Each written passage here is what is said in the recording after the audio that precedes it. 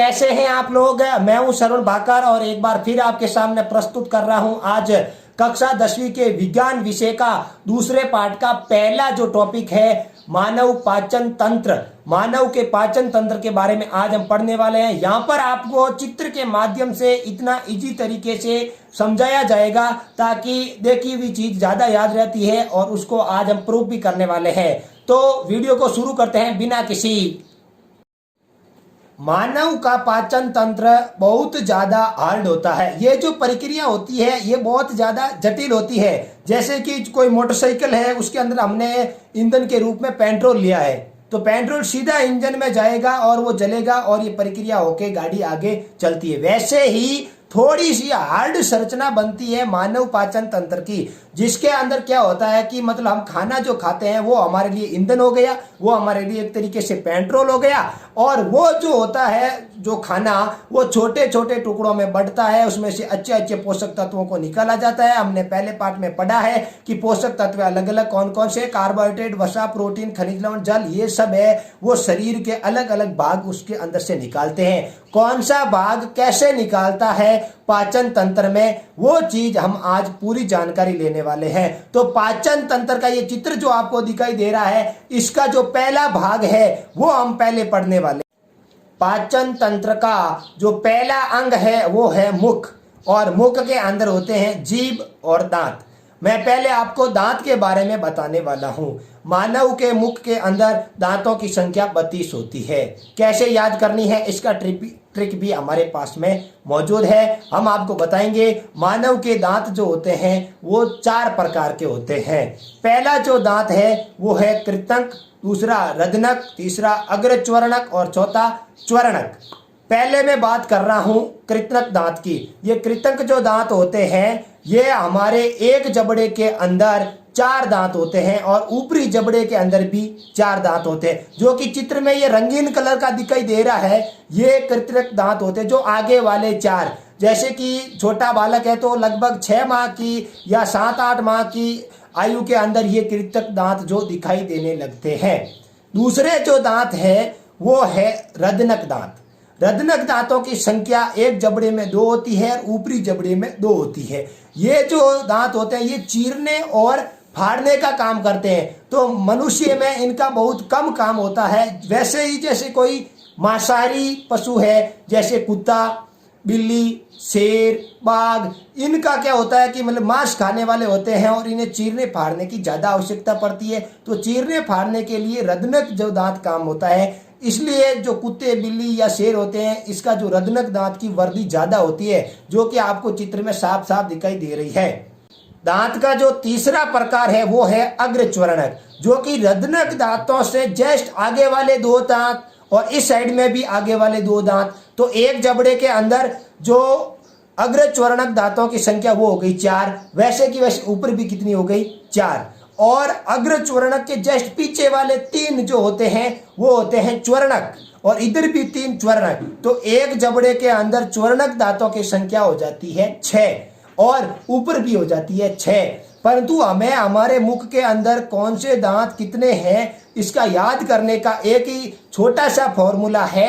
एक ट्रिक मैं बताने जा रहा हूं कि एक जबड़े के अंदर कितने दांत होते हैं, कौन से कितने दांत होते हैं। इसका छोटा सा ट्रिक है कि एक जबड़े के अंदर होते हैं 42, 46 बट्टा 42, 46, मतलब 4, 2, 4, 6। 4 कृंतक, 2 रदनक, 4 अग्रच्वरणक और 6 च्वरणक। तो ये बहुत आसान तरीका है, आप आसानी से याद कर सकते हैं। और विशेष जानकारी ये है कि जो हमारे खाने का जो पाचन है वो हमारे मुख से शुरू हो जाता है। ये जानकारी बहुत होना जरूरी है। पाचन तंत्र का दूसरा अंग होता है ग्रसनी। ग्रसनी में कोई पाचन नहीं होता है खाने का। क्या होता है, जब खाना मुख से सीधा ग्रास नली में जाता है तो बीच में एक ढक्कन होता है जिसको हम घाटी ढक्कन कहते हैं और अंग्रेजी में इसे एपिग्लॉस्टिक बोला जाता है। जब जैसे ही खाना गया तो वो ढक्कन हटकर श्वास नली पर आ जाता है और खाना चला जाता है आहार नली में, ग्रास नली के अंदर, और ये ढक्कन बंद हो जाता है। यहाँ पर जो ग्रसनी होती है इसके 3 भाग होते हैं। जो ग्रसनी का मुख की तरफ होता है तो उसका नाम है मुख ग्रसनी। ग्रसनी का वह भाग जो नाक की तरफ होता है ऊपर, उसे नासा ग्रसनी, और ग्रसनी का वह भाग जो नीचे की तरफ कंठ की तरफ है उसका नाम है कंठ ग्रसनी, और इसे अधोग्रसनी भी कहा जाता है। ग्रसनी के बाद जो अगला भाग आता है वो है ग्रास नली, जिसे ग्रसिका या आहार नली कहा जाता है। ये नली जो आपको चित्र में दिखाई दे रही है, इसका काम क्या हो गया भाई, जो खाना मुख से ग्रसनी में आता है, ग्रसनी के बाद में ये जो जिस नलिका में घुसता है वो ग्रास नली है, और ये कहाँ तक पहुंचाता है, आमाशय तक। तो हम सीधा कह सकते हैं कि वह नलिका जो ग्रसनी से आए भोजन को आमाशय तक पहुंचाता है वो ग्रास नली होती है, वो काम ग्रास नली का होता है। ग्रास नली के बाद भोजन जहाँ पहुंचता है उस अंग का नाम है आमाशय, और आमाशय का बहुत बड़ा महत्व होता है पाचन तंत्र में, क्योंकि खाना सब इकट्ठा होता है आकर आमाशय के अंदर, और आमाशय किस प्रकार से पंपिंग करता है वो तो मैं अभी क्रियाविधि में बताने वाला हूं, पर पहले हम इस अंगों के बारे में जानते हैं।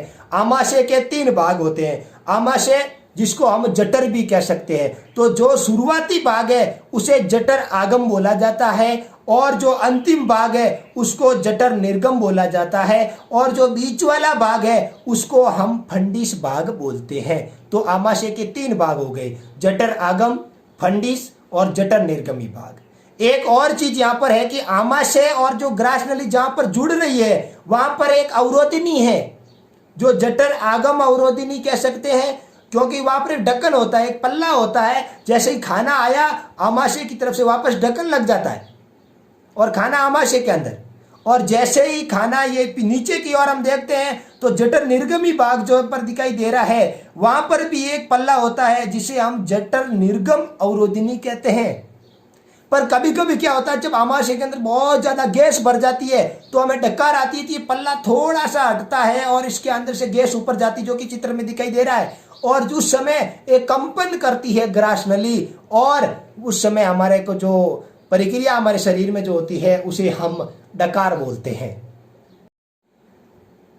आमाशय के बाद में हम बात करने वाले हैं छोटी आंत के बारे में। छोटी आंत के 3 भाग होते हैं, चित्र में आपको दिखाई दे रहा है। जो भाग आमाशय से जुड़ा हुआ है उस भाग का नाम है ग्रहणी, और ग्रहणी के बाद में जो छोटी आंत का भाग है उसका नाम है अग्र शुद्रांत्र, और छोटी आंत का जो अंतिम भाग है जो बड़ी आंत से जुड़ा हुआ दिखाई दे रहा है उसका नाम है शुद्रांत्र।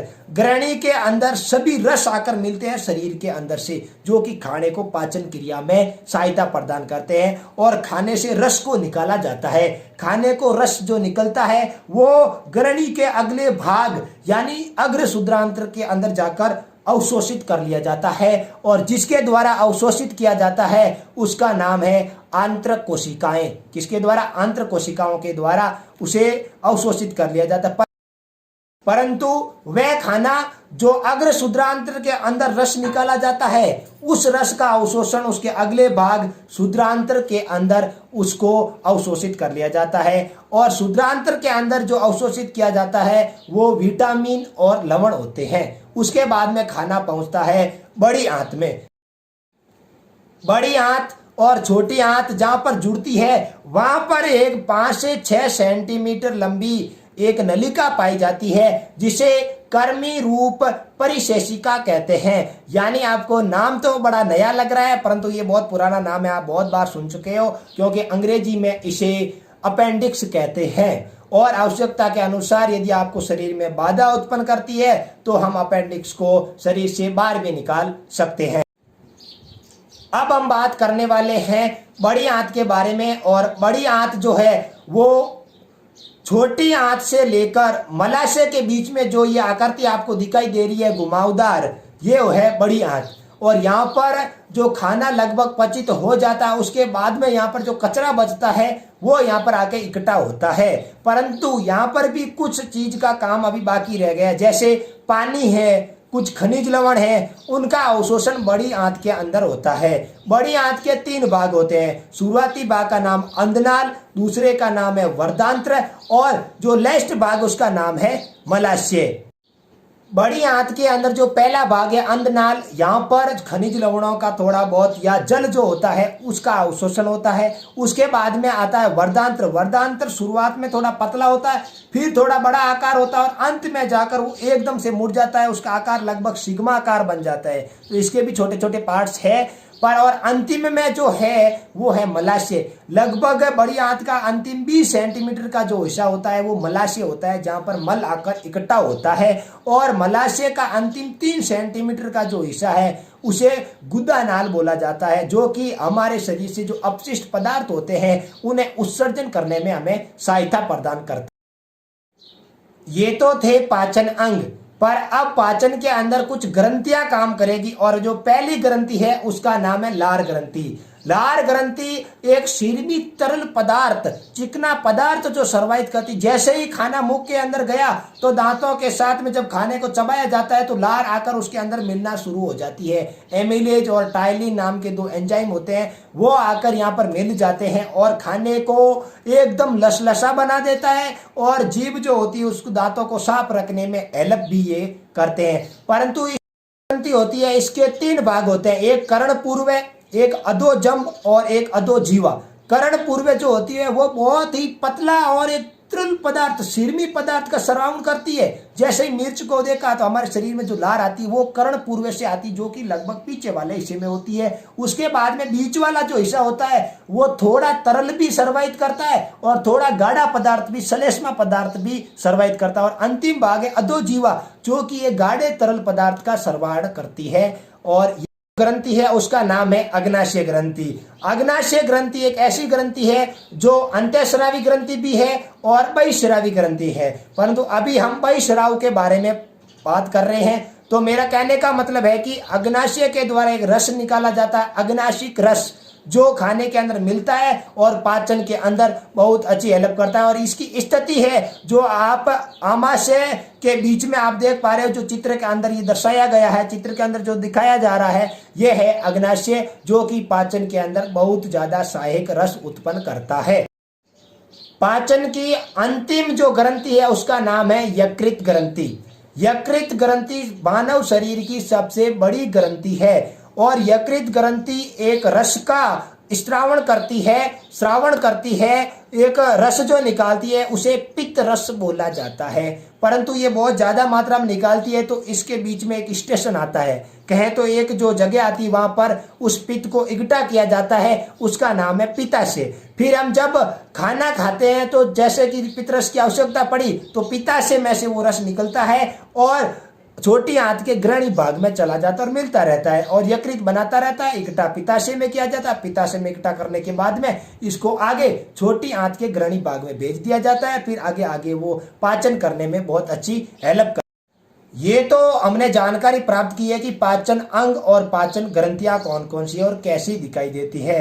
अब मैं बात करने वाला हूं कि ये पाचन तंत्र की पूरी प्रक्रिया होती कैसे है। सुनिए, जब खाना हमारे मुख में आता है तो लार ग्रंथियां, लार जो होती है वो मुख के अंदर भेजती है और दांत खाने को चबाने का काम करते हैं और थोड़ी देर बाद में ये खाना चबकर एक लसलसा पदार्थ बन जाता है। फिर उसको ग्रसनी के गेट से ग्रास नलिका के अंदर डाला जाता है। ग्रास नलिका से ये रास्ते से होते हुए खाना पहुंचता है आमाशय के अंदर। जब खाना आमाशय के अंदर पहुंचता है तो जरूरी नहीं है कि हमने बराबर चबाया, जब कम भी चबाया तो भी आमाशय के अंदर ये खाना गल जाता है और इसका जो गलाने का काम करता है, जो आमाशय के अंदर एक सर्वायित रस है HCl, जो जठर रस के नाम से जाना जाता है, वो इस खाने को गला देता है।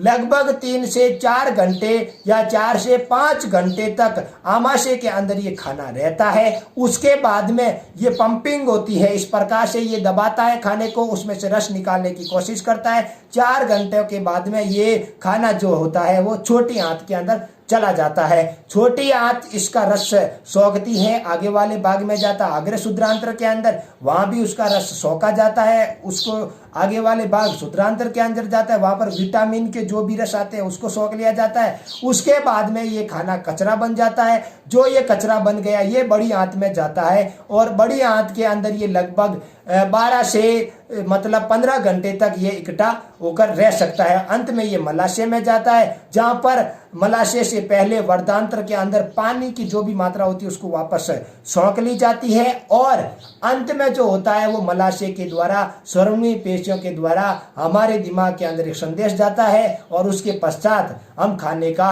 जो कचरा बचा था उसका हम उत्सर्जन करते हैं। तो इस प्रकार से होती है हमारे शरीर की पाचन प्रक्रिया। तो कैसा लगा आपको वीडियो? अब मैं आपके सामने प्रस्तुत कर रहा हूं ये प्रश्न।